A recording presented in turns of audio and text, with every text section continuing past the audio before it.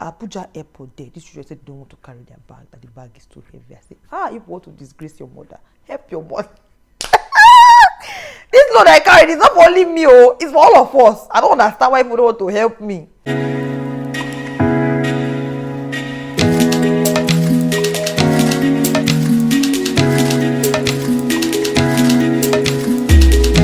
Hi guys, welcome back to my YouTube channel. Your girl here, Niela Odum. If you have missed me, I have missed you right back. If this is your first time seeing this beautiful face, guys, you really want to stay on here because like you saw from today's title, your girl has moved. Yeah, baby, I have moved. Pardon my excitement, okay? I don't know, just as if I licked sugar. I'm just, I don't know, I'm over hyper. Your girl is in Canada and that sounds, your girl is in Canada.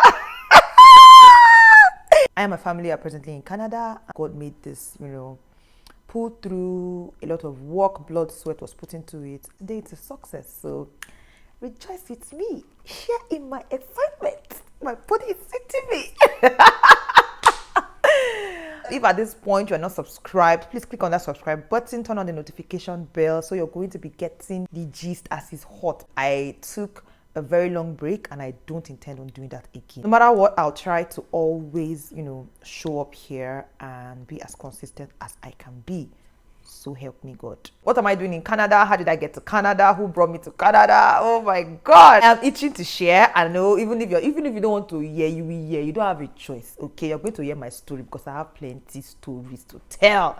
I have so much to say on this. I'm going to be saying it on this platform. So if that is something you want to be hearing, please click on that subscribe button. This whole movement to Canada was a dream that came up for I and my husband. Something we've been thinking about, but we never really put in the work. So we thought, okay, why not use the study route? Fortunately for him, the course he wanted to study, one college had that course as an accelerated postgraduate program. Every other university or college I researched about for that course, they were offering it as a full-term undergraduate course. It was a full 4-year program.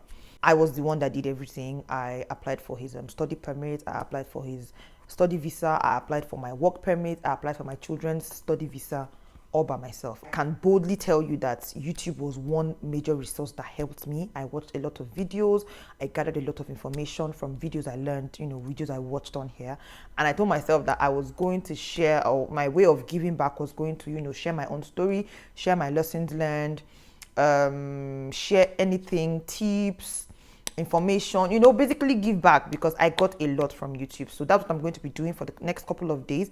I'm just going to be putting out videos I have created or I will create that, has to do with how we got the study permit, how I applied for the visa and all of that information. Okay. So if at this point you're watching this and you have the intentions of moving to Canada on study route or on an open work permit route, you can ask me any question in the comment section to further help guide the kind of videos I'm going to be putting out. I got all the information, I got everything I needed to do the job, and I did it. And I can boldly say that God was faithful. I applied for a study permit early this year 2023, and his study permit came out about 3 weeks, roughly 3 weeks. Yeah, 3 weeks, and his study permit came out. Then after I applied for his study permit and it came out, it wasn't up to a month after his own came out. I now applied for I and my children's visas. I applied for an open work permit so I can work fully in Canada while he studies. And then I applied for study permit for my children because they were of school age. My son is 9, my daughter is 7. That one too came out about roughly 3 weeks too. I don't think it was up to 3 weeks, but yeah, it came out. So our timelines were pretty short. I was so happy. The plan was for him to come first, so he will settle down and then we'll come a month. So we came exactly 1 month after my husband left Nigeria. It was just a smooth transition for us, coming in, and he was already here. He had gathered every information we needed. It was a smooth transition for us. Yeah, we flew with Lufthansa. Lufthansa showed me Pepe. When I mean Pepe. So a couple of days before our flight, I think approximately a week before I and my children's flight, Lufthansa just came up and, canceled our flights. Hey, I'm like, why? what happened. So we all stormed their office. So apparently it was like a state issue. River State airport had lost their fire trucks. So it was some issue. So due to that reason, Lufthansa cancelled all their flights, and then they started rescheduling us. So now they rescheduled us to travel from Abuja. So imagine the expenses, unplanned expenses we had to incur. When my husband traveled, I went with him to the airport and I saw how everything worked out. And when he checked in his luggages, they didn't weigh his hand luggage, right? So Daniela, trying to be smart, my plan was that I was going to pack our hand luggages, and exceed the limit, so that, at least this whole thing, everybody wants to, you need a situation where you can pack as much as you can, right? Or you can carry as much as you can carry. What I then did was I had to send our luggages from Port Harcourt to Abuja by flight. This is their flight cargo.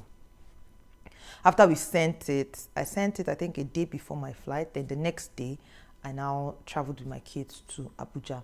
From the airport, in fact, I paid for excess luggage in Port Harcourt airport there. That's because from what they told me, what I measured, apparently Ibom Air, they have this very strict luggage policy and all of that. Excess luggage came out and I had to pay for excess luggage. Then getting to Abuja, I and my kids had to sit at the airport because our flight landed by, say, past 9:10, and our flight was for 11 p.m. in the night. We had to sit at the airport, at the international wing, because our flight was for 11 p.m. And we started checking in from about, I think, 5 p.m. or thereabout.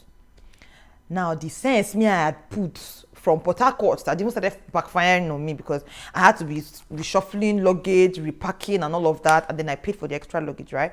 So when I came back to Abuja airport, I now tried to reshuffle the things back, like put the things I had arranged back, only for us to start checking in. Lufthansa was now, Abuja airport, they were like, hand luggage has to be 10 kg. People of God, some of my hand luggages were 18 kg, one was, I think, was it 13, one was 15 or so. I almost started crying, because in my head, when you've planned something and you just feel, everything will just go the way you have planned it, but everything was just going off. I had to start rearranging things. See, how you come on YouTube and be watching people's stories and vlogs, how I traveled. I could not video shit. Like, I could not record anything. I was overwhelmed. I think that's the best word I can use. I was overwhelmed. A lot was just happening. Like, I don't even know how to explain this thing. From that Abuja airport, right, the whole process was ruffled for me. So I had to start rearranging things. I even had to remove so many things, and I literally almost filled a medium-sized Ghana must go, because the guys that I used for the air cargo, right, I called him. Fortunately for me, he was still at the airport, because this was in the night. I said, please, can you come to the international wing? Come with Ghana must go. Let me pack things for you. Just carry and send it back to Port Harcourt for me. Give my mother. I'll give you my mother's number. You guys should just sort. If the thing itself want to look, I didn't even care at that point, because I was so upset. So the guy came with Ghana must go, packed stuff for me and took everything back to. I gave him, he took the things back. So he sent them the next day, I think, to Port Harcourt to my mother. So we checked in. After checking in, I had packed my children's bags. Their bags were heavy. From the Abuja airport there, these children said they don't want to carry their bag, that the bag is too heavy. I said, if you want to disgrace your mother, help your mother. This load I carried is not for only me, it's for all of us. I don't understand why people don't want to help me. So we flew from Abuja to Frankfurt, then from Frankfurt to Toronto. So when we got to Frankfurt, that was where my frustration started, because my kids didn't want to. Throughout, in fact, on the flight from Abuja to Frankfurt, they didn't even close their eyes. They were awake all through. They were watching movies. So when we got to Frankfurt, as we were landing, that was when, the tiredness was now creeping in. They were getting exhausted and everything. So immediately we landed, I just found the first toilet, and we freshened up. I cleaned them up, changed them and all of that, because we had been at the Port Harcourt airport, remember, from Wednesday morning to Wednesday night.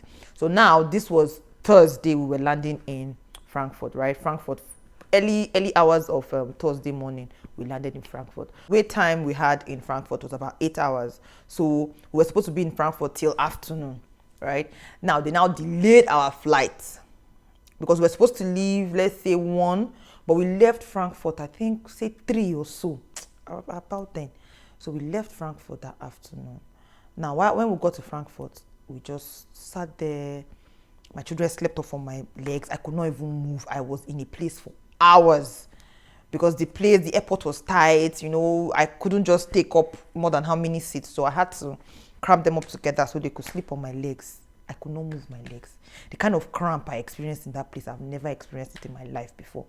So all these children did not sleep on the plane from Abuja to Frankfurt. They slept in the airport. They slept for the longest time.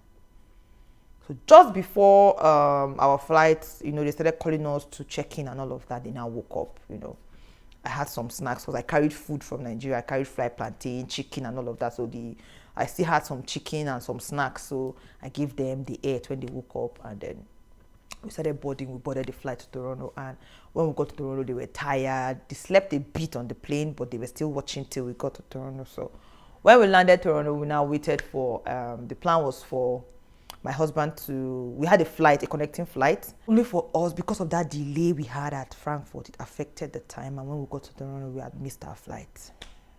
It was not funny.